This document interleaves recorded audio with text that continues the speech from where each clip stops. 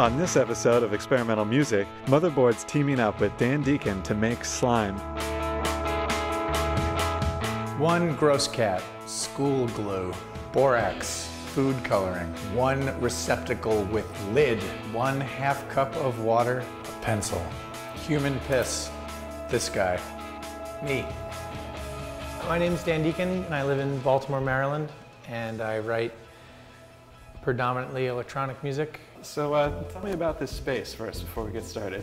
I rented it just down the street from my house, and that's where I recorded the new record, and it's where I like to have some glue and strangers in the middle of the night. The record is called America, and it is sort of a record in two halves.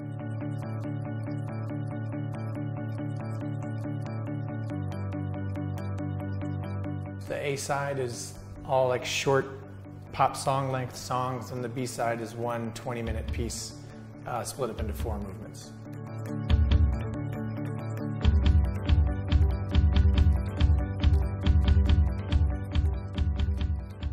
I think what we're about to do here is try to put together some borax and some glue. So how do you feel about mixing one of those? That sounds great.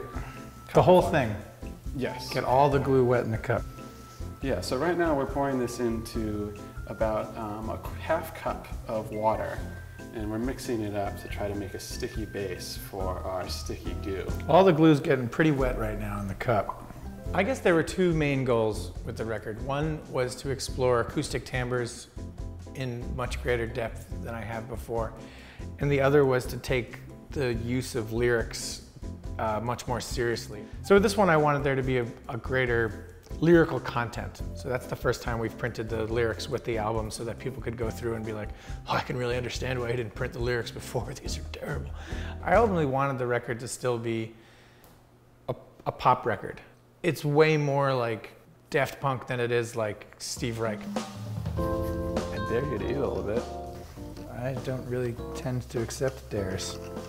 Ooh, it's kind of beautiful. I'm gonna do one more. I mean, you're the artist. I'm just a guy.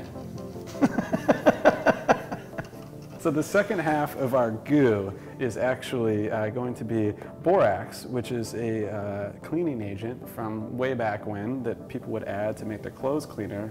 I don't know if you have this problem, but I always mix up teaspoon and tablespoon. You ever do that when you're measuring things? Teaspoons are smaller. Okay. So we're putting, a teaspoon of borax in 1 cup of water. I'd put just a little bit more. I'd say that's more than enough. I think you like tea quite a bit. But did you ever do any cool science experiments as a kid? I did the classic volcano when I was in like 1st grade, I think.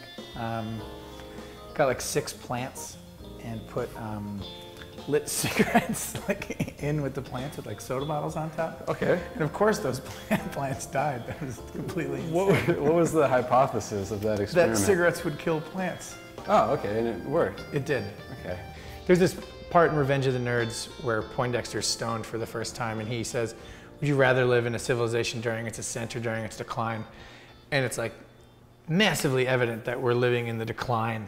And but it's beautiful and it's important, and you feel like you're in like a prequel to a William Gibson novel in a way or something like that. And I can no longer just hope that the world ends in 2012, because if it does, it's not going to end in this like graceful explosion or polar shift. It's going to be this like horrible return to an age of kings and levels of pain and suffering that have only been like hidden from us and at all costs. Yeah, so let's make this goo though, right? So I think the idea here is that we're going to take the glue, which is kind of like a binding agent. This mixture, you mean? Yes, the blue goo. Just want to make sure you weren't talking about the remaining. No, just the blue school glue in the cup. And then the borax, which does something, we're going to pour them together and they're going to turn into like a plastic of sorts, and we can play with it, I hope. So if you want to join me for a dramatic pour, and now we're mixing. And if you see, it actually is binding up and turning into kind of a solidified, kind of gooey substance like we expected. Should I mix it? Yeah, please do. Let's stir it up. So I think the idea here is that after we start to get it really gooed up, then we're going to start to pull it out of the water. Ooh. and there'll be some excess left because we didn't actually use any measuring cups. I don't know if we should have admitted that. I think they knew. I think they knew by our teaspoon pour. This is gross. Actually, I mean, look at how good that goo is.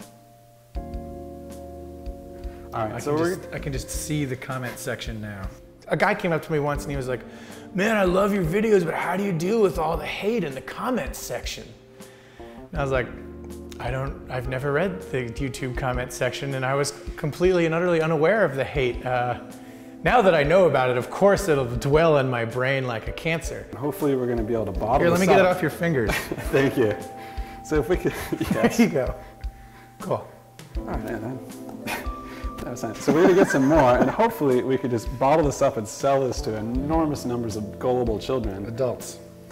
So if you were to invent something like this and then become just a skrillionaire off of it, what would you do with the money? If I were to sell this, To children. I'd probably find very good attorneys because I would probably get sued very shortly afterwards. So Dan, do you feel good about this science? I don't know yet. Well, at least we gave it an effort, right? I'm really glad that we videotaped it. Well, thanks for having me here.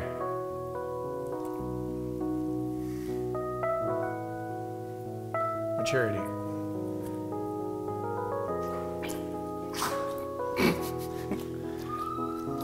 This is really helping my serious composer image that I'm going for.